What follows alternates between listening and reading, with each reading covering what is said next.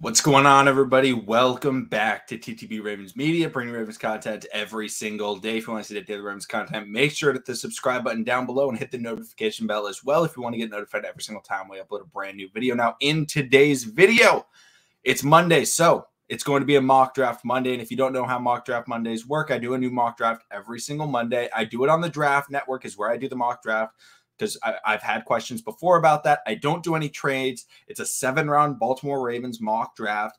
Please let me know if you guys have done mock drafts. List them in the comments. I like to check out the players that you guys suggest. Sometimes I add players to my mock drafts and future mock drafts that you guys suggest.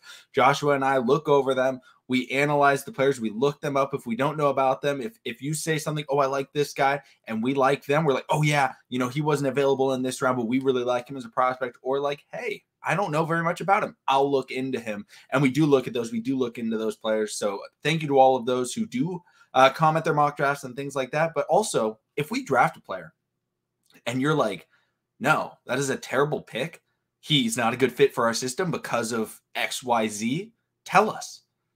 Tell us. Like, we have not analyzed every player to 100%, especially in the late fifth round. Like we don't know everything about them. So if you're a fan of whatever school it is, I'll just bring up a random school. If you're a fan of Michigan, University of Michigan, you're like, no, this guy doesn't work. Okay, thank you. Thank you for the insights. Like, tell us why. Thank you for the insights. And if we disagree, we may comment back like, oh, but what about this? And then we can have a conversation and things like that. So that's just a prelude. But let's get into it. Let's talk about it. And, you know, there are some repeating names from previous mock drafts in this one. But starting off with pick 14, one of the Ravens' biggest needs in this offseason is the offensive line. And so I finally did it. I drafted Trevor Penning, offensive lineman, offensive tackle out of Northern Iowa. Now, most of you guys, I think, know Trevor Penning. You know, it was between him or Linderbaum. One of those was going to be the guy I went with because the players that I really like at 14 on the defensive side of the ball, they were not available anymore. And so I was like, all right, got to go offensive line. And I would prefer to go tackle than center in the first round of the draft. That is just my personal preference. Center very rarely goes top 15, like very, very rarely goes top 15 in the draft. So I felt like going offensive tackle is more of a sure bet. Let Lamar Jackson have edge protection. You know, Ronnie Stanley potentially coming back. Trevor Penning on the other side could be a great duo for years to come. At pick number 45, I go with Logan Hall. Logan Hall is an edge rusher from the University of Houston. And what's interesting about him is he was played all across the defensive line. And I think that means that he could be a great piece for the Baltimore Ravens because he's versatile. Yes, he primarily fits as an edge rusher. However, he can play inside. You know, for example, in situational times where we used to maybe have Calais Campbell in a spot because Calais Campbell can get after the passer. But, you know, now he's getting much older. We don't know if he's going to be back next year. Use Logan Hall as that replacement for a Calais Campbell. And then also in other, you know, situations, you can have him on the edge across from an Odafe Owe, and we allow Tyus Bowser to be in coverage, or we put him on the inside with Matabike, or we even have Calais Campbell and we go, all right, Calais Campbell and a 6'6" pass rusher in Logan Hall. And it could be a really interesting dynamic the Baltimore Ravens could tinker with Mike McDonald as the new defensive coordinator. I think Logan Hall could be a really interesting pick for the Ravens if they do decide, you know, to go with him. Pick 76, I was really concerned about where to go at this spot because there's so many places I could have gone with it. I ended up going with a tight end because I feel like that is maybe the one spot on the offense in terms of like skill positions that we could really use. Like, obviously we could use a great receiver. We could use a great running back, but I feel like tight end, yes, we have Mark Andrews. Nick Boyle has had some injury concerns, and the Baltimore Ravens need that 3 tight end set, especially if they're going to keep Greg Roman. So who is that third tight end? I think Jeremy Ruckert, tight end out of the Ohio State University, could be a great, great player because he, one, has experience, you know, lining up all over. He's a do-it-all type of player. He could be the guy that replaces Patrick Ricard on a lot of those routes that we send Patrick Ricard on. You know, oh, send the guy to the flat. Patrick Ricard can't run great routes. Why are we throwing him on corner routes? Why are we throwing him on out routes? Why don't we do that with Jeremy Ruckert, who has experience going out of the backfield? He has experience playing in the Y slot. Lot of experience for Jeremy Ruckert, in a very explosive offense at The Ohio State University. So I think he could be interesting. If I went too high for a tight end, let me know. But I was like, I didn't love any of the players available there, so I went with Ruckert. Pick 99, my favorite player in the draft, Troy Anderson, linebacker, Montana State. If you didn't know, he was actually an all-conference quarterback at Montana State, and then he transitioned to play defense. And then he was obviously all-conference defense. He was then a late invite to the Senior Bowl because somebody dropped out or something like that, and he really turned a lot of heads. He is just a bona fide athlete, and the thing that, at the linebacker position, we have players that can play. We have Patrick Queen, we have Malik Harrison, we have Tyus Bowser, we have guys that can be there. But drafting a guy like Williams, or sorry, not Williams, Troy Anderson. I don't know why I said Williams. Like a Troy Anderson, when we just brought back Zachary Orr into the room, we bring back Mike McDonald, a former linebackers coach. That is the perfect area that you can look at and say, okay, we want to develop someone. This is our expertise now. And I think that developing him could be a great gamble for the Baltimore Ravens. And we have so many picks in this range to where it was like, I had like a list of like 4 or 5 guys, and I was like, they're probably all maybe going to be available in the next 4 or 5 picks, because the Ravens pick at 99, 108, 117, 126. And I was like, all right, who do I like the most? And I kind of just went down the list in terms of who do I like the most. So I like Troy Anderson the most. Then pick 108, I went with Alec Lindstrom, center out of Boston College. Actually, he's not a center. I believe he's expected to transition into playing a center position, but I just really like him because he's somebody that we don't know what's going on at the center position. So drafting one may not hurt. We could have Patrick McCarr, we could have Tristan Colon Castillo, but I think drafting a guy that can play there could be viable. I just feel like it's a draft selection for depth.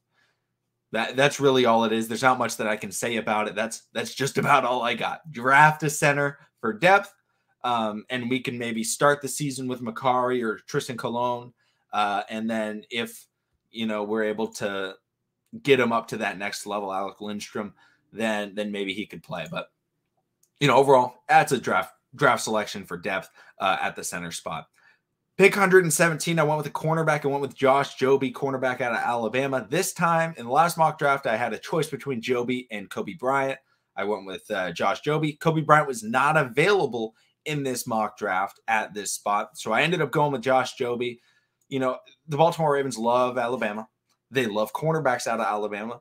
They have Marlon Humphrey, obviously, and they also have Anthony Averett. I think Josh Jobe could be the next guy they draft. He's got decent size at 6 feet tall. And the best part about drafting cornerbacks from Alabama, the best part is, do they have great defense? Do they have a great coach? All these things. Yes, yes, yes, yes. But the best part about it, who do they get to go up against at practice every day?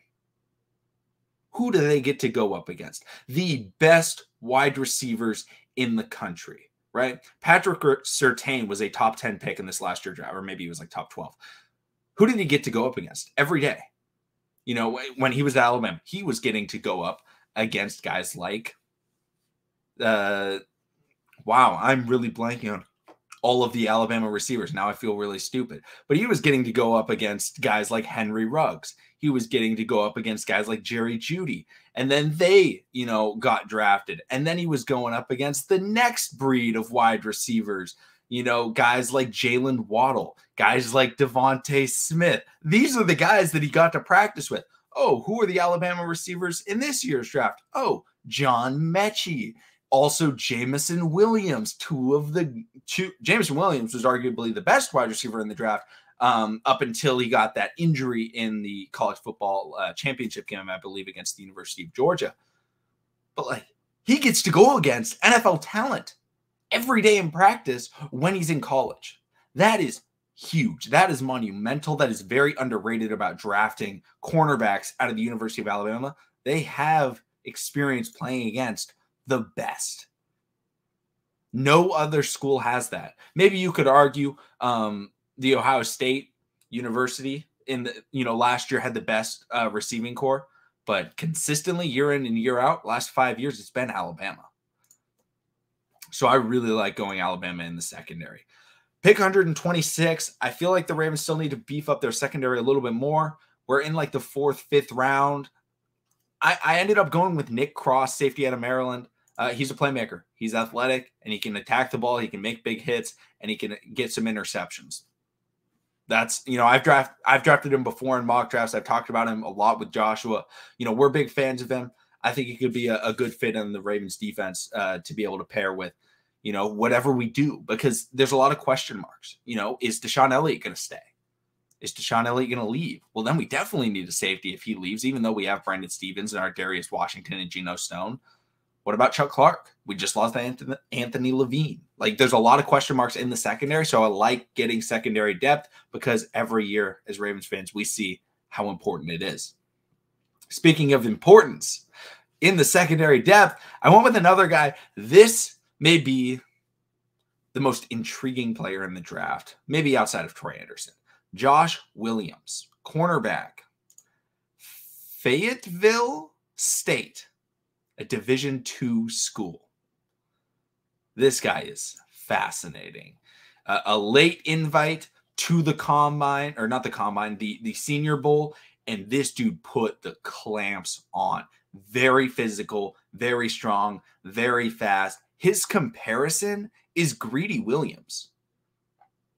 Greedy Williams was a very good cornerback prospect. He's just, he hasn't gotten to play against the great competition, but he's dominated. Like he looks like the alpha on the football field. Like he's got good instincts, and he just absolutely presses everybody into oblivion. I like that. I like that physicality. I like that athleticism. Josh Williams is a guy to remember out of, I don't know how to pronounce it, Fayetteville State. Very interesting prospect. Pick 140. I finally had to do it. I had to go with a Stanford player. I'm a Stanford football fan. I've watched a lot of this guy. I think he could be a solid football player. I went with Thomas Booker, defensive lineman out of Stanford. He's a guy that can get after the passer a little bit. He's a very smart guy, and he can just be a really solid depth piece on the defensive line. He can. The biggest thing that he can do is has really good instincts in terms of blocking. So he'll understand, okay, this is what's happening on this play, and he can, counter it. And, they're going to double me. I'm going to get away from that double team, so it's only one-on-one. That's what he's really good at. This is a late round pick. This is not somebody that's going to be, the greatest player of all time. Now he could be. He could prove us all wrong. But the biggest thing with him is depth on the defensive line, a really smart player, because we're losing potentially Calais Campbell and Brandon Williams. We're going to need some guys with really good instincts. Not saying that BK and the other guys don't, but I think just getting another guy that can play really good football is something that I, am willing to go after. Final pick in the draft, pick 194. I went with another edge player. I went with D'Angelo Malone, edge out of Western Kentucky. He's just a sub pass rusher that can come in. Maybe eventually he could be someone that the Ravens have, as an every down guy. But the Ravens just kind of need some bodies to throw it at the pass rusher position. If Adafe gets tired, if Tyus Bowser gets tired, sub a new guy in. Yes, we do have Dalen Hayes as well. But he's someone that he's not overly big. He's 6'3", 230 pounds, but the biggest thing with him, he plays a little bit bigger than that. And I like that, and he's really interesting. He could potentially drop back if he, gets asked to. But I wouldn't expect him to be a Tyus Bowser type of player. He would mostly be a pass rusher. I just think that, overall, I felt like getting another edge couldn't hurt. But let me know what you guys think about the draft. I am actually going to somebody commented this on the last mock draft. I'm going to put the mock draft also in the comments. So if you guys want to run over the picks and comment on that, please let me know what you guys think about it. You know, let me know if you did a mock draft. Please comment the mock draft as well. Thank you, everybody, for watching. Subscribe for daily Ravens content, and I will see all of you again tomorrow.